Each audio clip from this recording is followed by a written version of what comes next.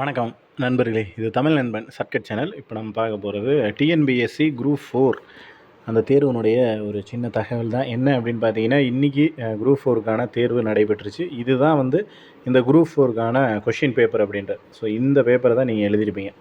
First வந்து நம்ம தேர்வுக்கு முன்னாடி போகும்போது பார்த்தீங்க அப்படின்னா, ஓரளவுக்கு வெறும் இலக்கணம் மட்டும்தான் இருக்குது. இலக்கணத்தில் நிறைய இது வந்து படிக்க வேண்டியது அப்படின்றது ரொம்ப கம்மியாயிடுச்சு. ஸோ இலக்கணம் மட்டும்தான் இருக்குது. அப்படிங்கிறப்ப நமக்கு வந்து எக்ஸாம்ஸ் ரொம்ப ரொம்ப ஈஸியாக இருக்க போகுது. ரொம்ப ஈஸியாக மார்க் வந்து நம்மளால் ஸ்கோர் பண்ண முடியும் அப்படின்ற மாதிரி வந்து நிறைய நண்பர்கள் சொல்லிக்கிட்டு இருந்தாங்க. பட் பார்த்தீங்க ஃபைனலாக கொஷின் பேப்பர் அப்படின்றது பார்த்தீங்க அப்படின்னா, கொஞ்சம் ஓரளவுக்கு நார்மலாக இருக்கிறத விடவும் கொஞ்சம் டஃப்னஸ்ஸாக தான் இருந்துச்சு அப்படின்னு தான் சொல்லணும். மினிமமாக ஒரு 140, 150 கேள்விகள் சரியாக போடுறதே நமக்கு தெரிஞ்ச ஒரு பெரிய விஷயமாக தான் இருக்கும். 200க்கு சொல்கிறேன். 200க்கு ஒரு 140, 150 மதிப்பெண்கள் அப்படின்றது வாங்குறதே பெரிய விஷயம் தான்.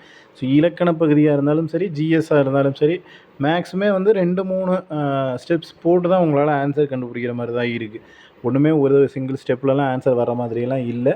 ஸோ அடுத்தடுத்த வீடியோக்குள்ளே நமக்கு இதற்கான ஆன்சர் கீ அப்படின்றது என்ன வரும் அப்படின்றத சொல்லுவோம். உங்களுக்கு வந்து எத்தனை மார்க் நீங்கள் வந்து கரெக்டாக ஸ்கோர் பண்ணியிருக்கீங்க அப்படின்றதையும் கமெண்ட் செக்ஷனில் கமெண்ட் பண்ணுங்கள். நெக்ஸ்ட் அடுத்த வீடியோவில் பார்ப்போம். தேங்க்யூ.